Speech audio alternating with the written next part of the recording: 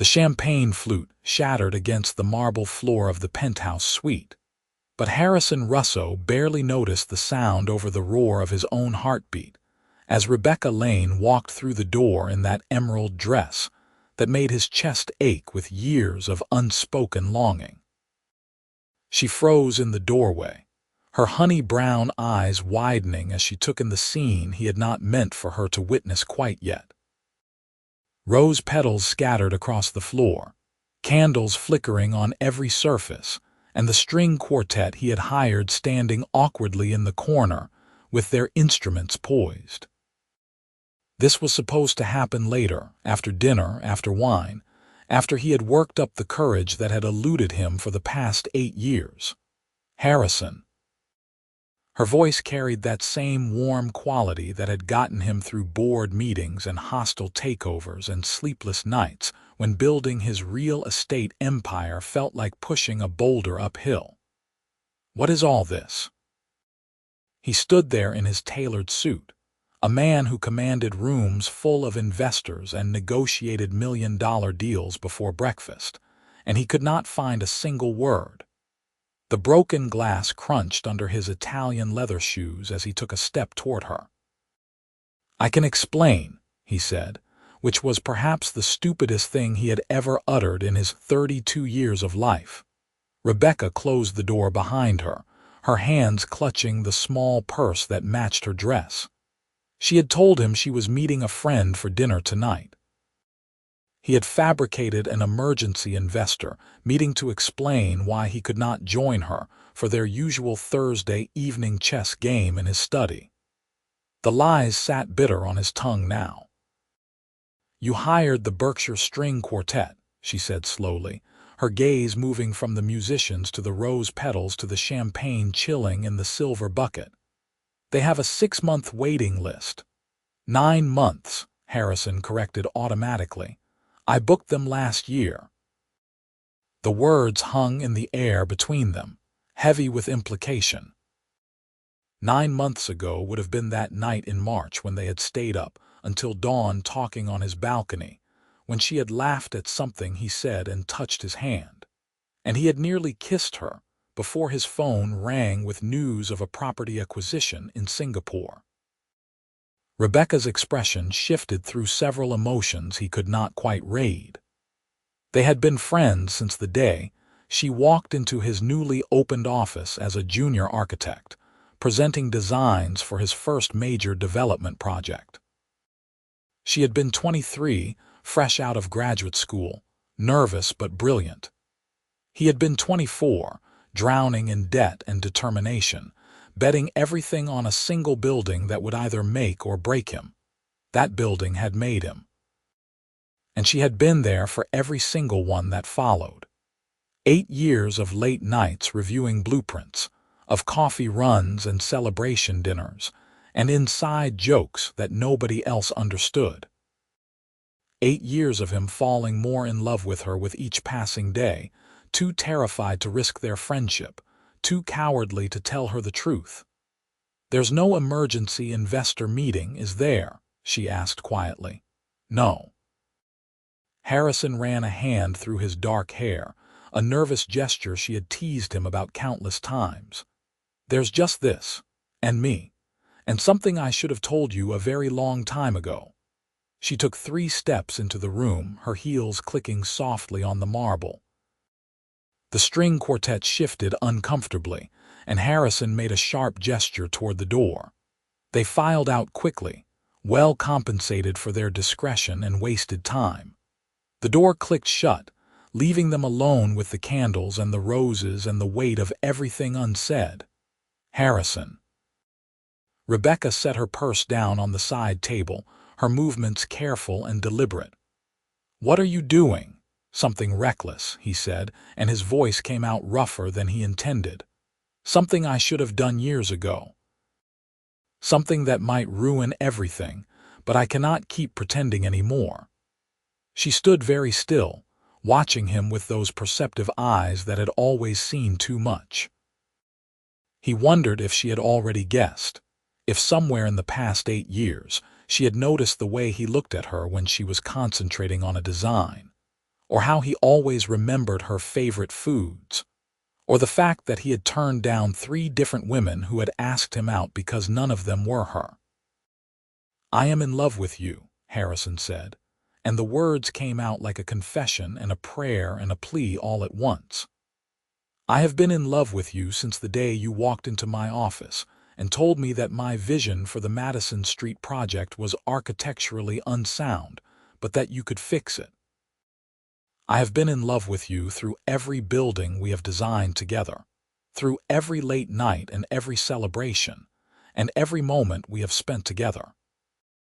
I am so desperately in love with you that I booked a string quartet 9 months in advance and scattered rose petals across my penthouse floor like some character in a romantic movie because I could not think of any other way to tell you."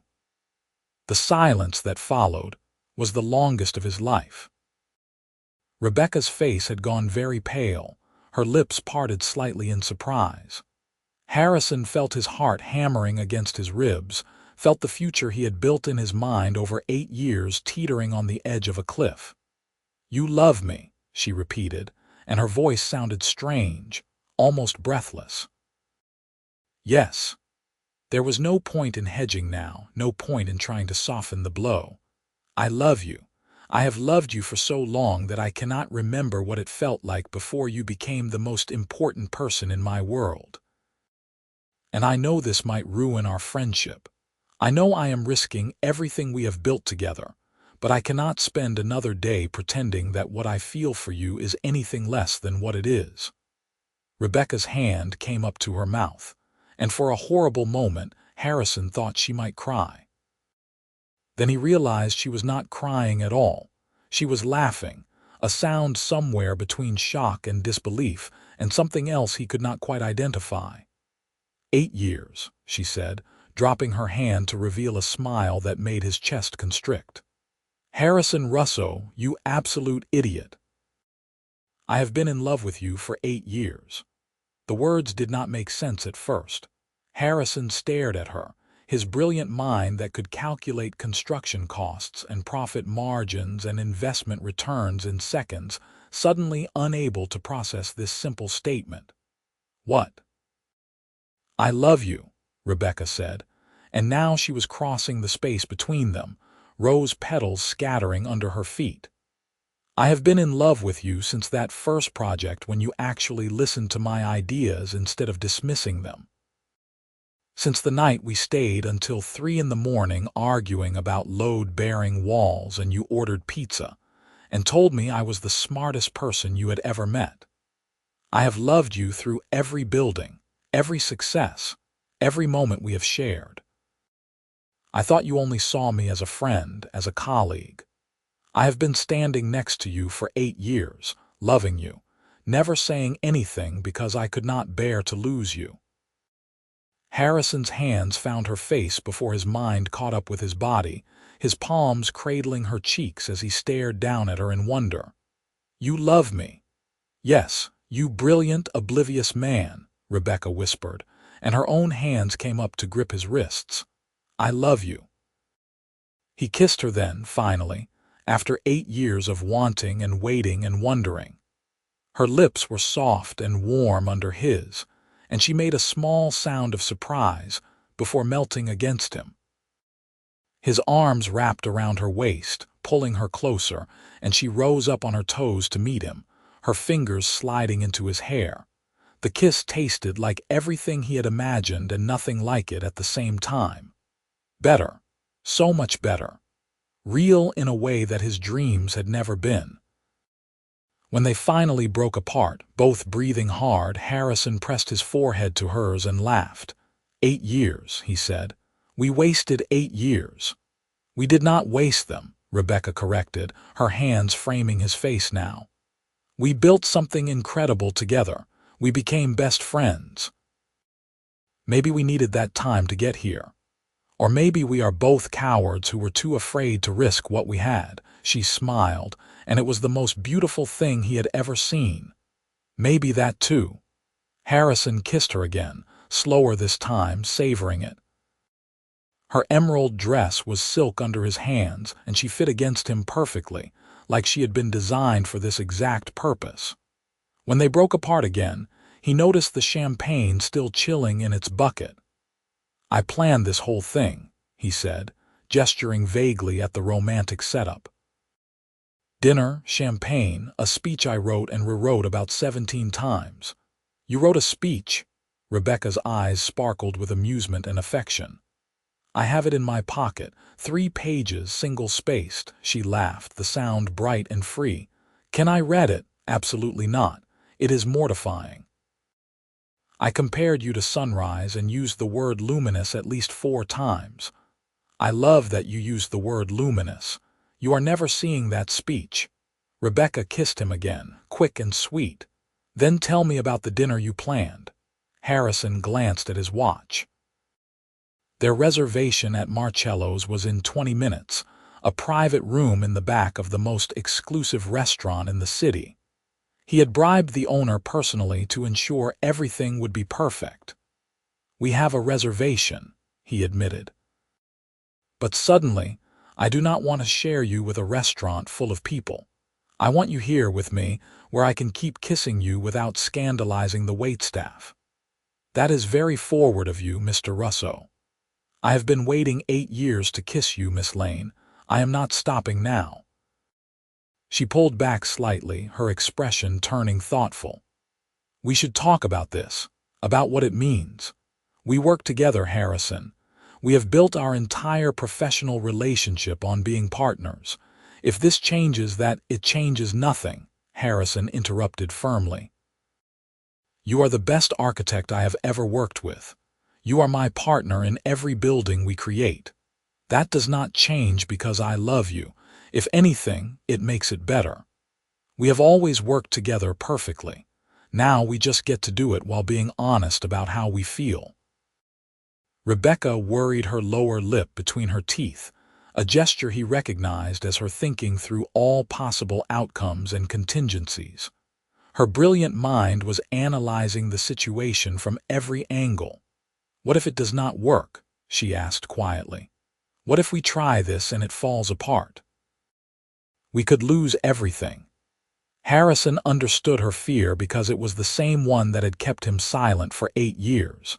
But standing here with her in his arms, having just kissed her, having just learned that she loved him too, the fear seemed smaller somehow.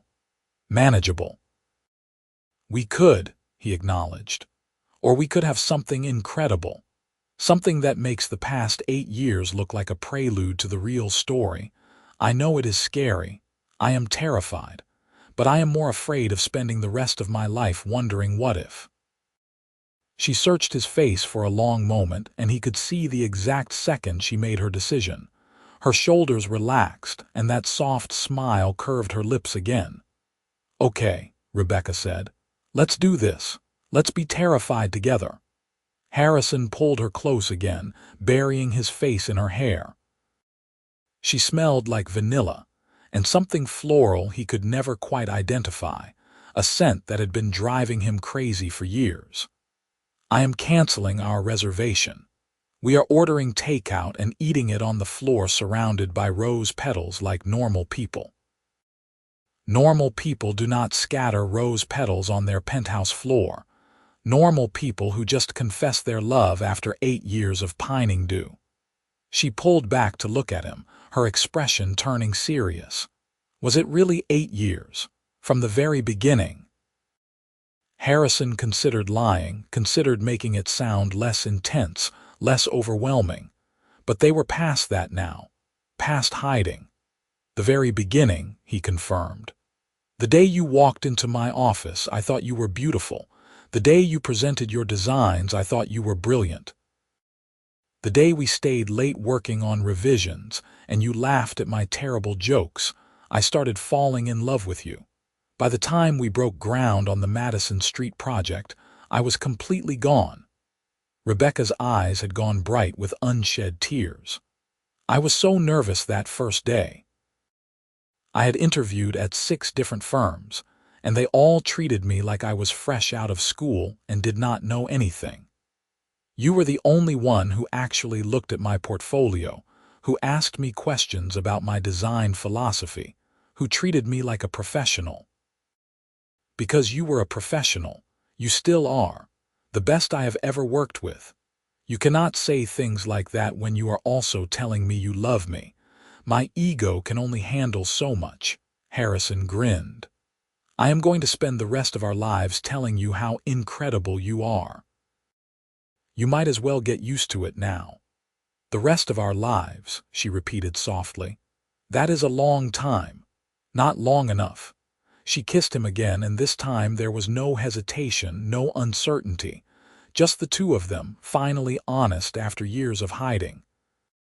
When they broke apart, Rebecca glanced around the penthouse at the romantic setup he had created. You really planned all this, she said. The candles, the flowers, the quartet, this must have taken weeks. Months, Harrison admitted. I have been planning this for months. Every time I thought I was ready, I talked myself out of it. Then last week, when we were at the site visit for the Riverside project, you were standing in that unfinished lobby, and the sunlight was coming through the windows, and you were talking about how the space would feel when it was complete. And I realized I could not wait anymore. I had to tell you. I remember that day, Rebecca said quietly. You were staring at me, and I thought maybe I had something on my face. You did not have anything on your face. You were just so beautiful that I forgot how to function for approximately 5 minutes. She laughed, shaking her head. I cannot believe we have been this oblivious. Claire is going to lose her mind when she finds out. Claire was Rebecca's best friend and the interior designer they worked with on most projects. Harrison had a suspicion that Claire had known about his feelings for a while now, based on the knowing looks she gave him whenever Rebecca was not paying attention. Claire already knows, Harrison said. About my feelings, at least. She confronted me about 6 months ago and told me I was an idiot for not telling you. Rebecca's eyebrows shot up. She knew, and she never said anything to me. She said it was not her place. But she did threaten to lock us in an elevator together if I did not figure it out soon. That sounds like Claire. Rebecca moved away from him, wandering over to examine the roses more closely. These are gardenias mixed with the roses, your favorite. She turned to look at him, and there was something soft and vulnerable in her expression. You remember that I told you gardenias were my favorite? Rebecca, I remember everything you have ever told me. Your favorite flowers are gardenias. Your favorite food is Thai curry, medium spice, extra vegetables. You drink your coffee with cream and 1 sugar. You hate mornings but love sunrise. You alphabetize your books by author. You have a scar on your left knee from falling off your bike when you were 9. Your middle name is Marie after your grandmother. Should I continue? She was staring at him with tears actually spilling over now, tracking down her cheeks. You pay attention. To you, always. Rebecca crossed back to him quickly, throwing her arms around his neck. Harrison caught her easily, holding her tight as she buried her face against his shoulder. I love you, she said, her voice muffled against his jacket. I love you so much. I cannot believe this is real. It is real, Harrison promised, his hand stroking her hair. I am here, you are here, and we love each other. Finally. They stood like that for several minutes, just holding each other, both of them processing the magnitude of what had just happened. 8 years of friendship, of partnership, of unspoken feelings had just transformed into something entirely new. Harrison felt almost lightheaded with relief and joy, and the sheer rightness of having her in his arms. Eventually, Rebecca pulled back, wiping at her eyes. I am getting mascara on your very expensive suit. I do not care about the suit. You look really good in this suit. You look devastating in that dress. I have been trying not to stare at you for the past 20 minutes. She glanced down at the emerald silk. I bought this dress 3 months ago. I have been saving it for a special occasion. What was tonight supposed to be? Rebecca's cheeks flushed slightly. "I was meeting Claire for dinner. I told her I was going to finally tell you how I felt. She convinced me that life was too short to keep waiting. So I got dressed up, planned this whole speech in my head about how you were my best friend, but I had feelings for you and I understood if you did not feel the same way, but I had to tell you. Then I was going to come here after dinner and just say it." Harrison stared at her. "You were planning to tell me tonight?" "Yes. I was terrified, but yes. Claire said she was tired of watching me pine over you. Her exact words were that I needed to either tell you or get over it, and since I was never getting over it, that only left one option. We have both been planning to confess on the same night. Apparently, we share the same terrible timing." Harrison started laughing, and then Rebecca was laughing too, and they stood there in his penthouse surrounded by candles and rose petals and gardenias, laughing at the absurdity of having loved each other for 8 years without either of them realizing the truth. "We are ridiculous," Rebecca said when she caught her breath. "We are perfect," Harrison corrected. "Ridiculous, but perfect." He kissed her again because he could, because she was here and she loved him and there was no reason to hold back anymore. She responded eagerly, her hands sliding up his chest to grip his lapels. The kiss deepened, and Harrison felt desire stirring low in his gut, hot and urgent. When they finally broke apart, both breathing hard, Rebecca's lips were swollen and her eyes were dark. "Maybe we should order that takeout," she suggested, her voice slightly unsteady. "Right, food. That is a good idea." Harrison pulled out his phone, trying to focus on something other than how much he wanted to kiss her again. "Thai curry, you remembered. I told you I remember everything." He ordered from her favorite restaurant while she explored his penthouse more thoroughly, examining the space with her architect's eye. Harrison had lived here for 3 years, but she had only visited a handful of times, always for work-related meetings or their chess games in his study. "I never realized how much natural light you get in the evening," she commented, standing by the floor-to-ceiling windows that overlooked the city. The sun was setting, painting the sky in shades of orange and pink and purple. Harrison came up behind her, wrapping his arms around her waist and pulling her back against his chest. She leaned into him easily, her head fitting perfectly under his chin. "I designed this building," she said after a moment. 4 years ago, you asked me to design your dream home, and I created this penthouse for you. I poured everything into making it perfect. I spent weeks thinking about what you would need, what would make you happy, what would feel like home. I never told you that I was designing it for the man I loved." Harrison's arms tightened around her. "You created something incredible. I wanted you to be happy here, even if I could never be part of it. You are part of it now. You have always been part of it. Every room in this place reminds me of you because you designed it. I have spent 3 years living in a home you created, surrounded by your brilliance, and it never felt quite complete because you were not here." Rebecca turned in his arms, looping her hands behind his neck. "I am here now." "You are here now," Harrison agreed, and kissed her again because he was never going to get tired of doing that.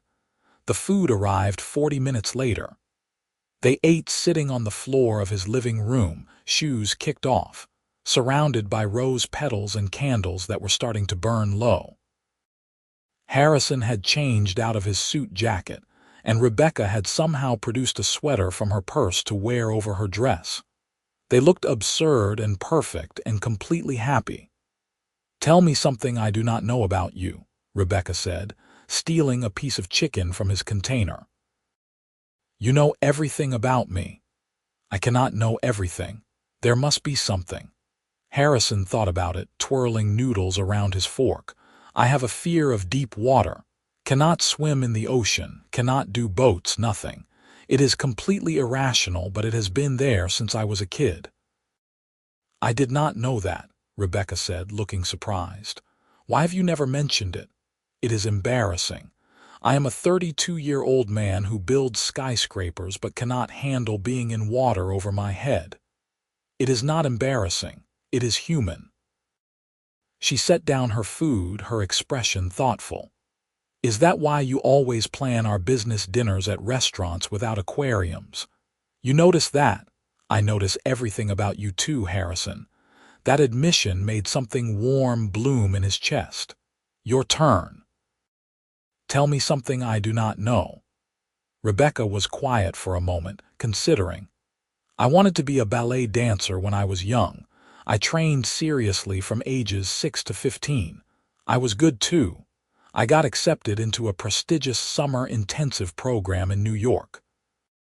But then I broke my ankle, and during recovery, I started sketching buildings instead of dancing. I realized I loved creating spaces more than I loved performing. But sometimes, I still miss it. The feeling of moving through space, of understanding how your body relates to the world around you. I think that is why I became an architect. It is another way of choreographing movement, just with buildings instead of dance. Harrison stared at her, seeing her in an entirely new light. You never told me any of that. You never asked about my childhood dreams. I am asking now. Tell me everything. So she did. They sat there on the floor as the candles burned down and the night deepened outside, and they talked, really talked, in a way they never had before. They shared childhood memories and fears and dreams and all the small details that make up a life. Harrison told her about his father's death when he was 20, about the crushing debt he had inherited along with a failing construction company, about the nights he had stayed awake, terrified that he would lose everything. Rebecca told him about her mother's battle with cancer, about being the youngest of 4 siblings and always feeling like she had to prove herself, about the professor in graduate school who had told her women did not have the spatial reasoning skills to be great architects, and how she had spent the next 2 years working herself to exhaustion to prove him wrong. They talked until the food was cold and forgotten, until the candles had burned down to stubs, until Harrison glanced at his watch and realized it was past midnight. It is late, he said reluctantly. You should probably go home. Rebecca looked at him for a long moment. What if I do not want to go home? Harrison's heart stuttered. Rebecca. I am not saying we have to do anything, she said quickly. But I do not want this night to end yet. I want to stay here with you. We can just talk more or watch a movie, or I can sleep in one of your guest rooms. I just do not want to leave. You never have to leave, Harrison said seriously. You can stay here whenever you want, tonight, tomorrow night, every night, whatever you want. I want tonight, she said softly. Just tonight, and then we can figure out the rest tomorrow. So she stayed. Harrison lent her one of his T-shirts to sleep in, and she disappeared into his bathroom while he changed in his bedroom.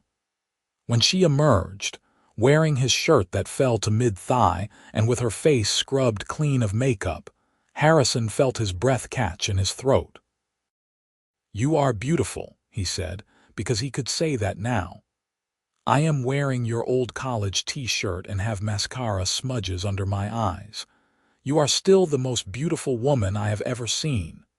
They ended up on his couch, Rebecca curled against his side, a blanket thrown over both of them. Harrison found some nature documentary on television, and they watched it without really paying attention, both of them too aware of the other's presence. This is nice, Rebecca murmured against his shoulder. I could get used to this. Please do. She tilted her head up to look at him. Harrison, what happens on Monday?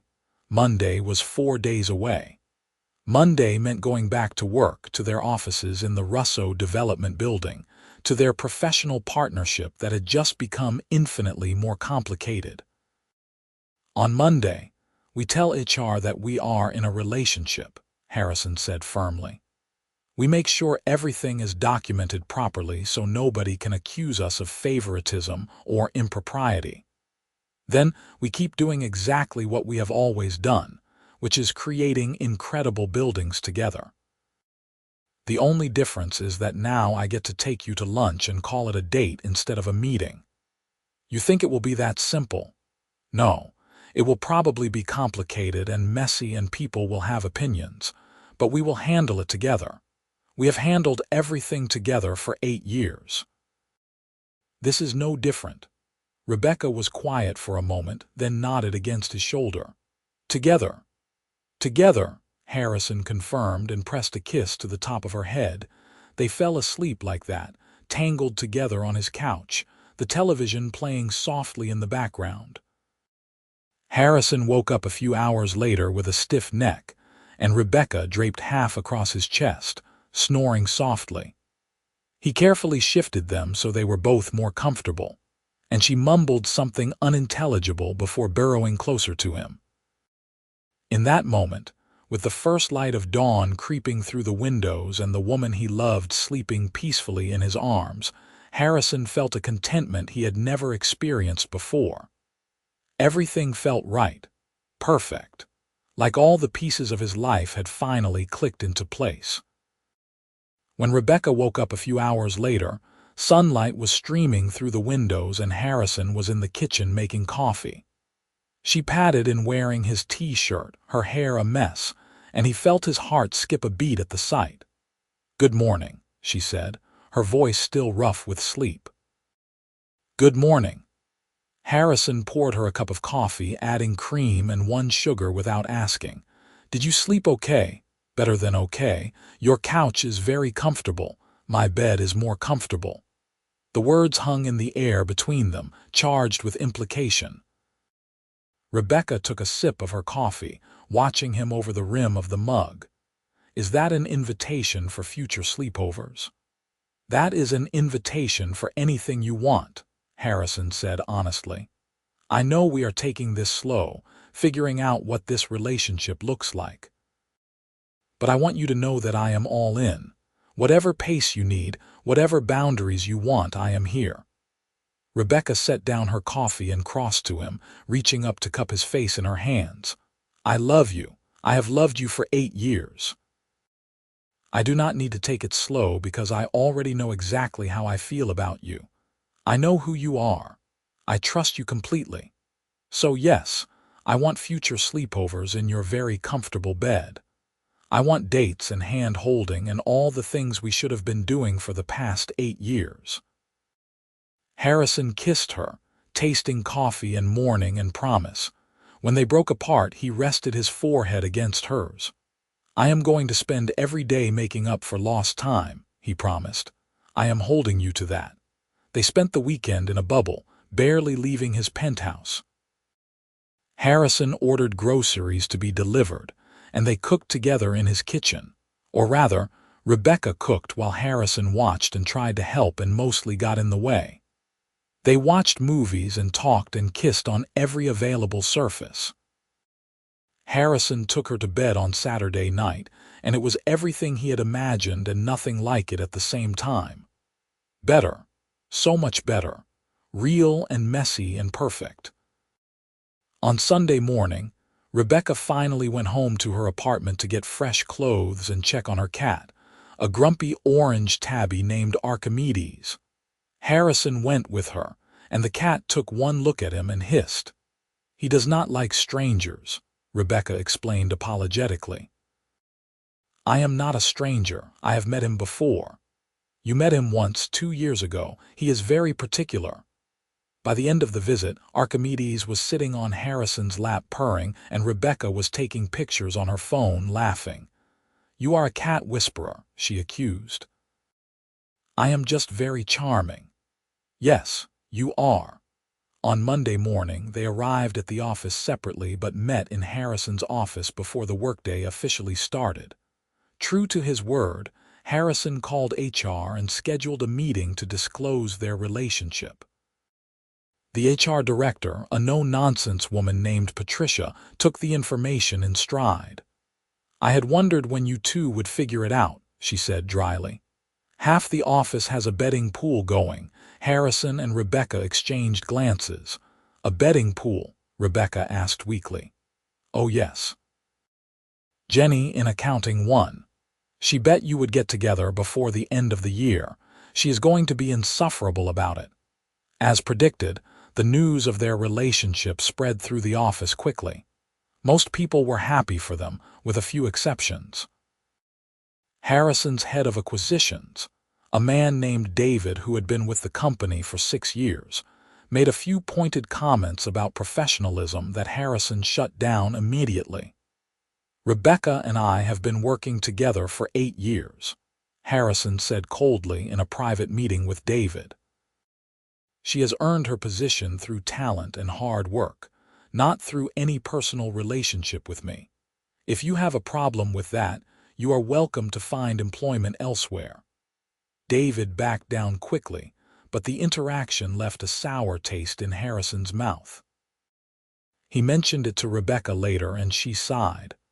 That is going to happen sometimes, she said. People are going to assume things. We just have to prove them wrong. You should not have to prove anything. Maybe not. But I will anyway, because I am good at what I do and I am not going to let anyone diminish that. Her confidence was one of the many things he loved about her. She did not shrink from challenges. She met them head-on. Their relationship settled into a rhythm over the following weeks. They were professional at work, keeping their personal life separate from business. But after hours, they were inseparable. Rebecca started keeping clothes at Harrison's penthouse, then toiletries, then her laptop and her favorite books. Within a month, she was spending more nights at his place than her own. You should just move in, Harrison said one evening when she was packing a bag to go back to her apartment for a few days. Archimedes needed attention, and she had some furniture being delivered. Rebecca paused, clothes halfway into her bag. Move in with you, why not? You are here most of the time anyway, it makes sense. We have been dating for 6 weeks, Harrison. We have known each other for 8 years. We love each other. Why wait? She studied him carefully. You are sure about this? I have never been more sure of anything in my life. So she moved in. Archimedes came too, much to the cat's displeasure. He spent the first week hiding under the couch before finally accepting his new home. Rebecca took over the second bedroom as a studio space for her personal design work, covering the walls with sketches and blueprints. Her books filled Harrison's shelves. Her coffee mugs filled his cabinets. Her presence filled every corner of the penthouse until it finally felt complete. Claire threw them a party to celebrate both their relationship and Rebecca's move. It was a small gathering of close friends, held at Claire's loft downtown. Harrison met Rebecca's siblings for the first time, 3 older brothers who subjected him to the kind of protective interrogation he had expected, but that still made him sweat. You hurt her, we hurt you, the oldest brother, Marcus, said pleasantly over beer. Understood, Harrison replied. We mean it. We have 3 different plans depending on the severity of the hurt. I am not going to hurt her. That is what they all say. Rebecca rescued him eventually, pulling him away from her brothers with an apologetic smile. Sorry about them. They are overprotective. They love you. I respect that. You handled them well. Most guys would have run screaming. I am not most guys. No, Rebecca agreed, kissing him softly. You are not. The months passed in a blur of happiness. They worked together on a massive mixed-use development project that combined residential, commercial, and public space in a way that pushed the boundaries of urban design. Rebecca's vision for the project was brilliant, incorporating green spaces and sustainable materials and community areas that would transform an entire neighborhood. Harrison watched her present the designs to the City Planning Commission and felt his chest swell with pride. This was the woman he loved, commanding a room full of skeptical officials and winning them over with her passion and intelligence and creativity. The project was approved unanimously, and Harrison took her out to celebrate that night at the same restaurant where he had made reservations the night he confessed his love. "I cannot believe we are finally here," he said over dessert. "That night when I planned all of this, I was terrified you would turn me down. I cannot believe we wasted 8 years being idiots. Best 8 years of my life. Even though we were pining from afar, even then, because I got to know you. I got to build something real with you before we added romance to it. We have a foundation that most couples never have." Rebecca reached across the table to take his hand. "When did you know? That you loved me, I mean. You said it was from the beginning, but when did you actually know for sure?" Harrison thought back, sifting through years of memories. "Do you remember the Madison Street project? When we had that problem with the permits and everything was delayed by 6 months? I thought I was going to lose everything. The investors were pulling out, the bank was threatening foreclosure, and I was drowning in debt. I remember. You did not sleep for weeks. You stayed with me through all of it. You kept working on the designs even when I could not pay you. You helped me prepare new proposals for investors. You believed in the project when everyone else had given up. One night, we were in my office at 3 in the morning, and I was having a complete breakdown. I told you that you should leave, find a firm that could actually pay you, save yourself. And you looked at me and said that you were not going anywhere because you believed in me and we were going to see this through together." Rebecca's eyes had gone soft. "I meant it. I know you did. That was when I knew. That was when I realized I was completely in love with you and that there would never be anyone else for me. You were it." "The Madison Street project," she said thoughtfully. "That was 3 months after we met, 3 months and 8 days. You have been in love with me for 7 years and 9 months. Yes."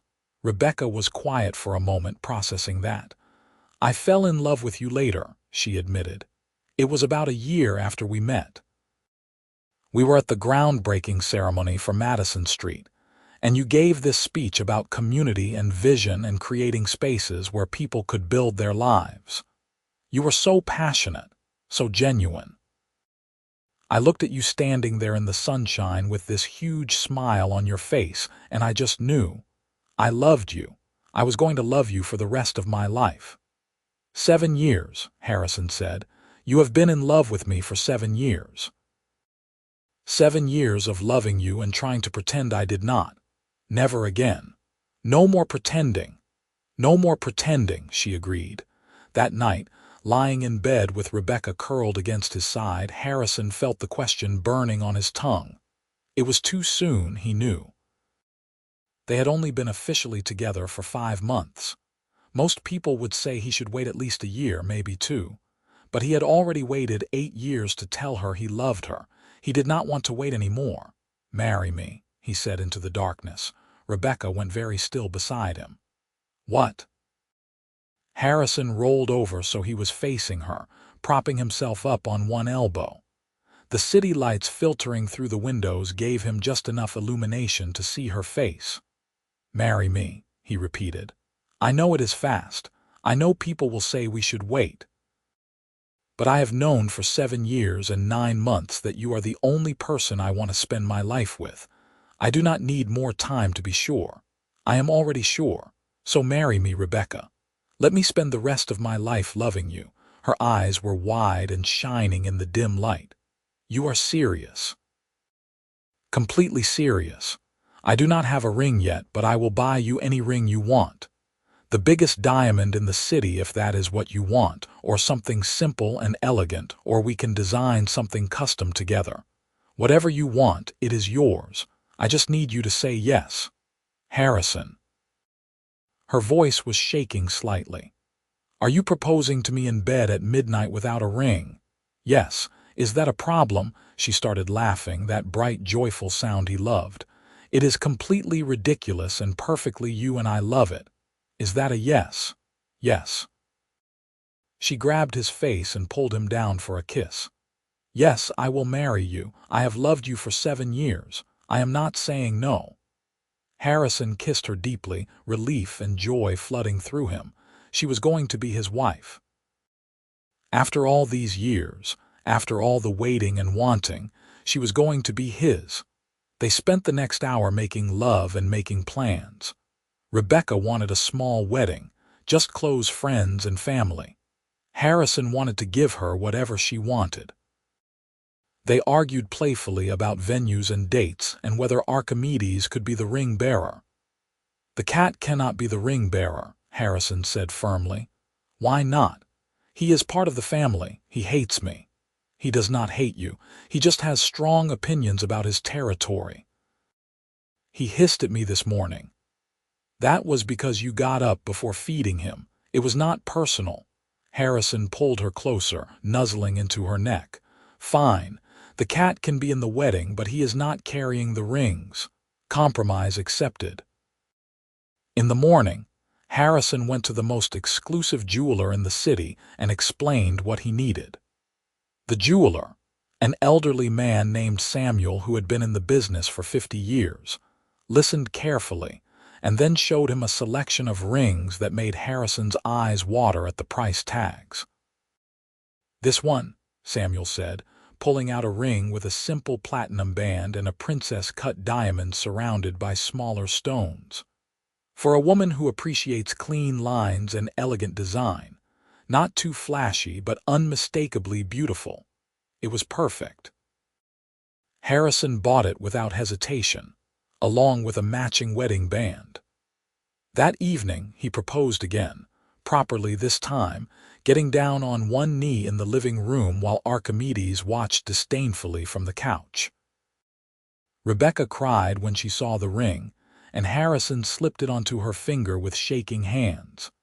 It fit perfectly. They told her family first.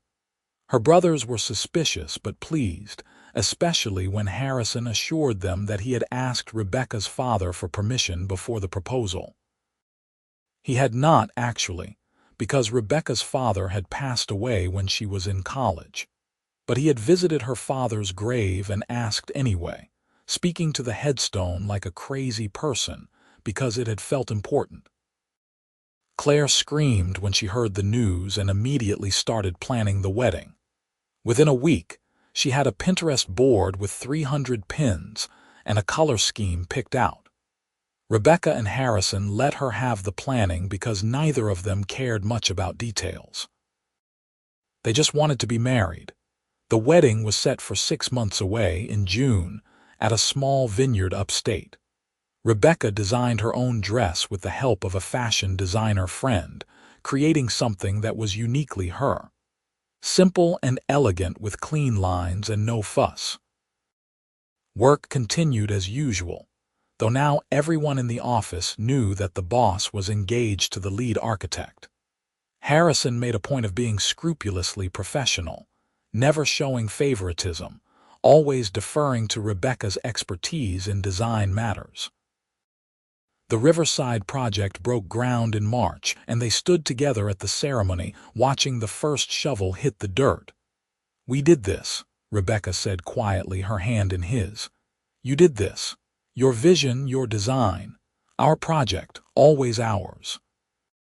Harrison squeezed her hand, this brilliant woman who was going to be his wife. Always ours. The wedding day arrived with perfect weather, sunshine and a light breeze and not a cloud in the sky. Rebecca looked stunning in her dress, walking down the aisle toward him with her oldest brother Marcus at her side. Harrison felt his throat tighten with emotion as she approached, her smile radiant and her eyes locked on his. The ceremony was short and sweet.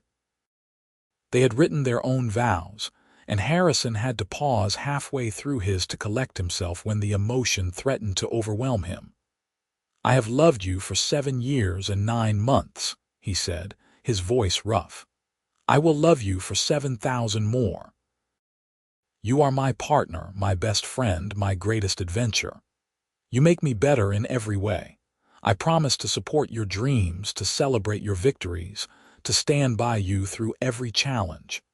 I promise to love you with everything I am, every single day, for the rest of our lives." Rebecca was crying openly by the time he finished, tears streaming down her face. Her own vows were just as emotional. "I have loved you for 7 years," she said, "and I will love you for the rest of my life and beyond. You saw me when others overlooked me. You believed in me when I doubted myself. You have been my constant, my rock, my home. I promise to build a life with you that is as strong and beautiful as the buildings we create together. I promise to love you through every season, every challenge, every joy. You are my forever." Harrison Russo. When the officiant pronounced them married and told Harrison he could kiss his bride, the cheer from their guests nearly drowned out the sound of Archimedes yowling from his carrier in the front row. Rebecca had insisted on having the cat at the wedding, and now he was making his displeasure known. "Even the cat is celebrating," Harrison murmured against Rebecca's lips, and she laughed into the kiss.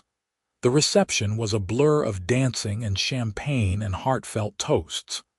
Marcus gave a speech that threatened Harrison one more time while also welcoming him to the family. Claire gave a speech that detailed every moment she had watched them pine for each other over the years, much to their mutual embarrassment. Harrison's business partner gave a speech about how he had never seen Harrison truly happy until Rebecca came into his life. When it was time for their first dance, Harrison held Rebecca close and swayed with her to a slow song that she had picked. "Hello, wife," he said softly. "Hello, husband." She was beaming up at him, joy radiating from every part of her. "We did it. We did. Though I still think the cat should not have been invited. Archimedes is family. Archimedes is a menace. He is our menace now." Harrison laughed and spun her around, loving the way her dress flared out, loving the weight of the ring on his finger, loving every single thing about this moment and this day and this woman. They honeymooned in Italy for 2 weeks, touring ancient buildings and eating incredible food and making love in hotel rooms with views of the Mediterranean. Rebecca sketched constantly, filling notebooks with design ideas inspired by Roman architecture and Tuscan villas. Harrison took pictures of her when she was not looking, wanting to remember her exactly like this. Happy and relaxed, and when they returned home, life settled into a new normal. Rebecca officially changed her name to Rebecca Russo, hyphenating it with her maiden name for professional purposes. The Riverside project was completed ahead of schedule and under budget, earning them industry recognition and several new clients. A year after their wedding, Rebecca came home from a doctor's appointment with news. She was pregnant. Harrison picked her up and spun her around, both of them laughing and crying at the same time. They had talked about children, had agreed they wanted them eventually, but neither had expected it to happen so quickly.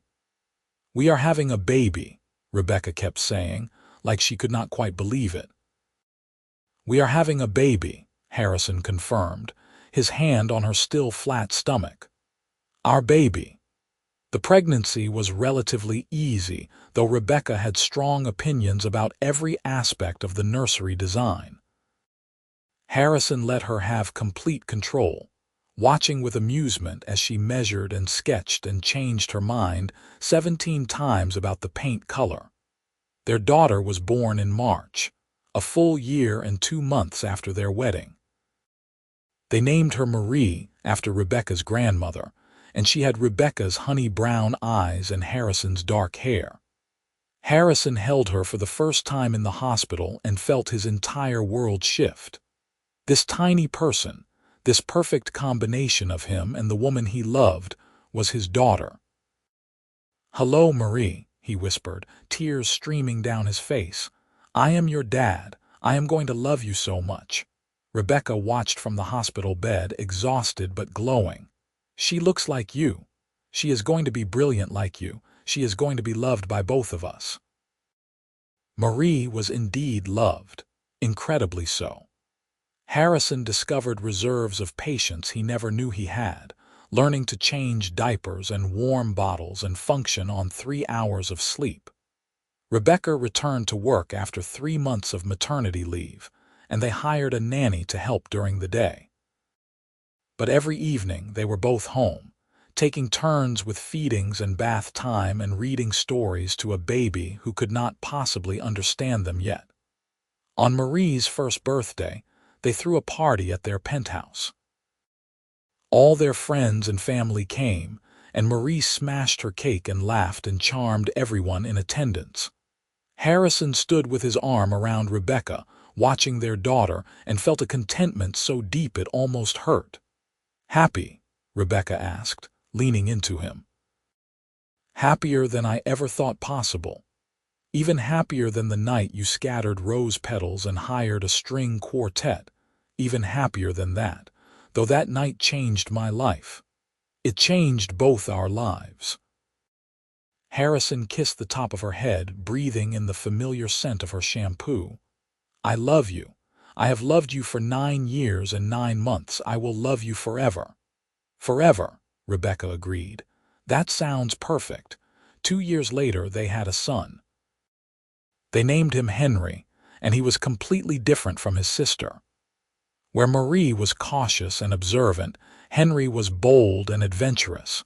He started walking at 9 months and never stopped moving. Harrison spent his evenings chasing a toddler around while Rebecca sketched, and Marie played quietly with her blocks. Life was chaotic and messy and absolutely perfect. Harrison's company continued to grow, and Rebecca became a partner, her name on the building alongside his. They won awards for their work, designed buildings that reshaped the city skyline, and were featured in architectural magazines. But their greatest achievement was the family they had built together. On their 5th wedding anniversary, Harrison surprised Rebecca with a weekend away, just the two of them. Her mother watched the children, and they returned to the vineyard where they had gotten married. "I cannot believe it has been 5 years," Rebecca said, standing in the same spot where they had exchanged vows. "Best 5 years of my life. Better than the 8 years before, different. Those years were important because they brought us here. But these years, getting to love you openly, building a life with you, creating our family, nothing compares." Rebecca turned to face him, the evening sun turning her hair golden. "Do you remember what you said that night? The night you told me you loved me." "I said a lot of things that night." "You said you did not want to spend the rest of your life wondering what if." Harrison pulled her close. "I remember. I am so glad we did not have to wonder. I am so glad we took the chance. Me too. Every single day, me too."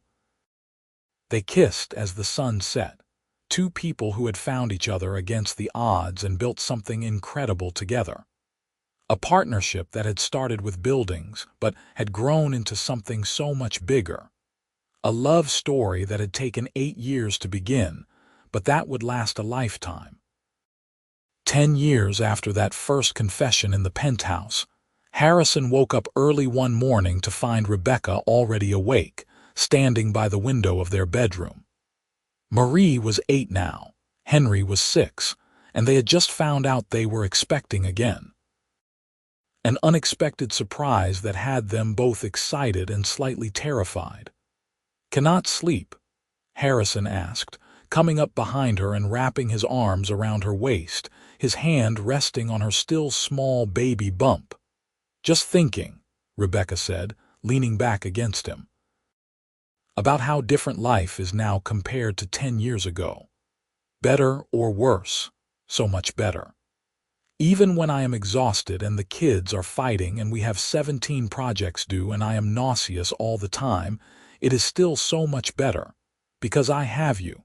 Because we have this family.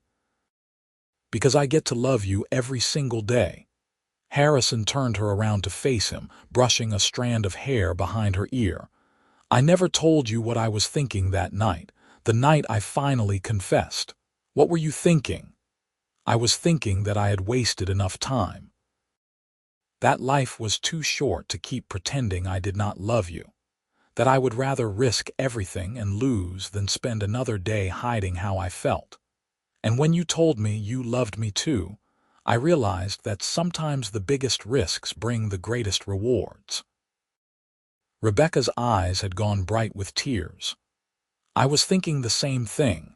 I had decided that night was the night I would tell you, that I could not keep waiting for the perfect moment because maybe there was no perfect moment. Maybe I just had to be brave. We were both brave. We were both terrified. That too. Harrison kissed her softly. I would do it all again, you know, the fear, the uncertainty, all of it, just to get here to this moment with you. Me too. Every single time I would choose you. Their children burst into the bedroom a few minutes later, Henry demanding breakfast and Marie already dressed and ready for school. The quiet moment was broken, replaced by the chaos of family life. But as Harrison made pancakes and Rebecca helped Marie with her backpack, he caught her eye across the kitchen and smiled. They had built this, together. A life that was bigger and more beautiful than anything he could have imagined that night in his penthouse 10 years ago. A life filled with love and partnership, and 2 perfect children with a third on the way. A life that had started with 8 years of friendship and 1 brave confession and had grown into forever. And it all began because Harrison Russo had finally found the courage to tell Rebecca Lane the truth he had been hiding for 7 years and 9 months. That he loved her. That he had always loved her. And that, miraculously, impossibly, wonderfully, she had loved him too all along.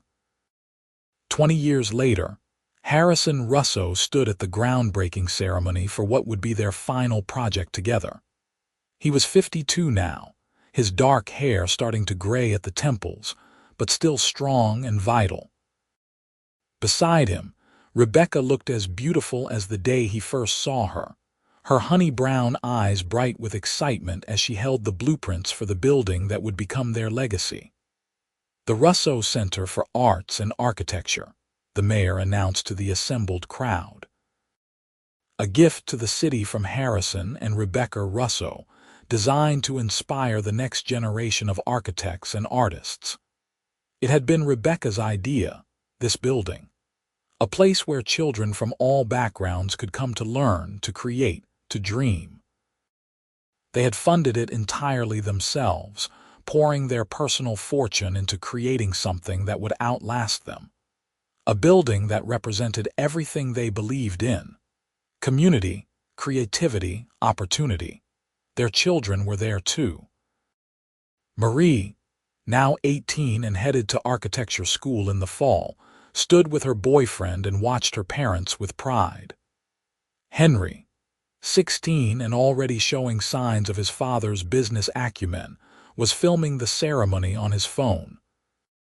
And little Sophia, 10 years old with her mother's artistic talent and her father's determination, was holding a small shovel, ready to help break ground.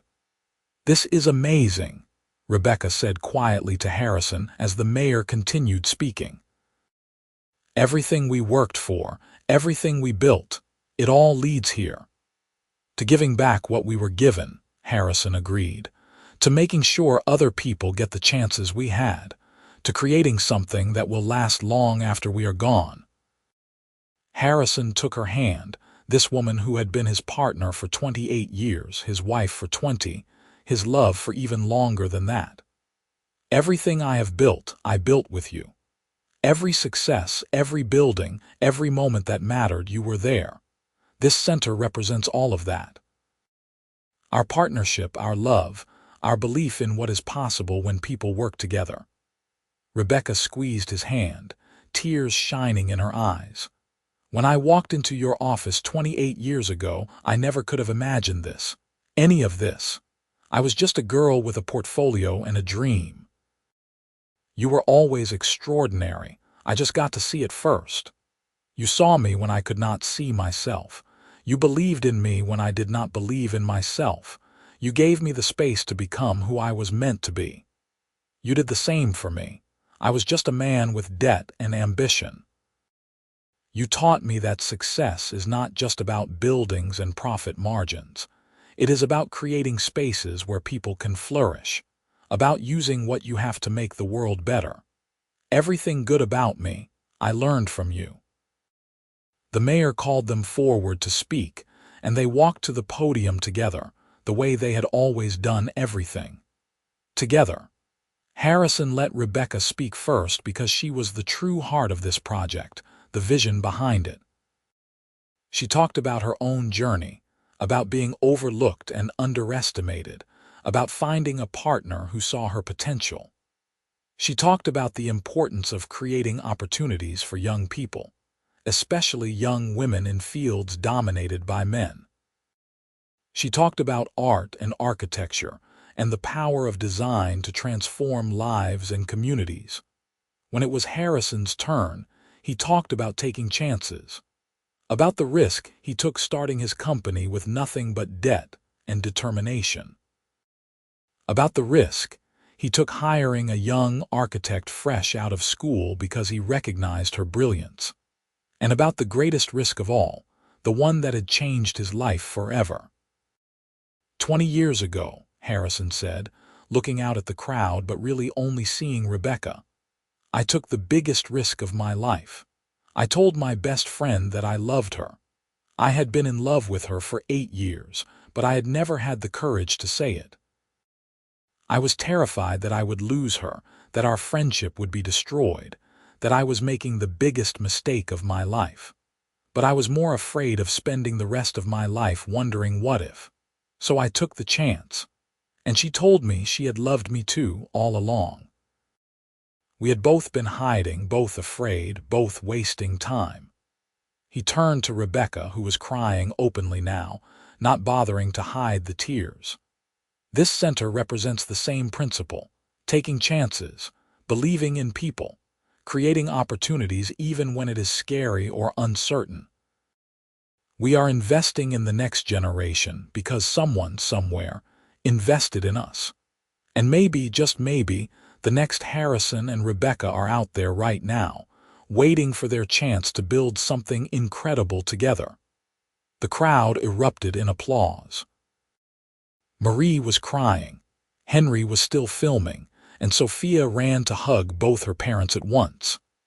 Harrison and Rebecca held each other and their daughter, surrounded by the community they had built, standing on the ground where their final legacy would rise. That night, after the ceremony and the reception and the interviews with the press, Harrison and Rebecca returned to their penthouse. It was the same one where he had confessed his love 20 years ago, though it had been renovated and updated and filled with 20 years of memories. They stood by the windows, looking out at the city they had helped shape. The buildings they had designed dotted the skyline, monuments to their partnership and their vision. The Russo Center would be one more, the culmination of everything they had built together. "Do you ever think about that night?" Rebecca asked, her head on his shoulder. "The night you told me, all the time, it was the night my life really began, mine too." She turned to look at him, her hand coming up to touch his face. "I love you. I have loved you for 28 years. I will love you for 28 more, and then 28 after that." Harrison kissed her, this kiss flavored with decades of partnership and love and shared history. "I love you too. More today than yesterday, less than tomorrow." That is very poetic for a real estate developer. I learned from the best. They went to bed that night the way they had for 20 years, tangled together, talking softly about their day and their children and their plans for the future. Harrison fell asleep with Rebecca in his arms, grateful for every moment that had led them here. For the 8 years of friendship that had built their foundation. For the courage to finally confess his love. For her confession in return that she had loved him too all along. For every day since that they had built their life together, one moment at a time. Outside, the city lights sparkled like stars, and somewhere in that city, Maybe another young architect was meeting another young developer, and the first pieces of their own story were falling into place. But that was their story to tell. This one, Harrison and Rebecca's story, had already been told. A love story that started with friendship and fear and 8 years of hiding. That bloomed with a confession and a kiss and a promise. That grew through marriage and children and buildings that reached toward the sky. That deepened over decades into something rare and precious and true. A love story that proved, beyond any doubt, that sometimes the greatest risk brings the greatest reward. And that sometimes, the person you have been looking for has been there all along, waiting for you to finally see them. Waiting to tell you that they loved you too. Always.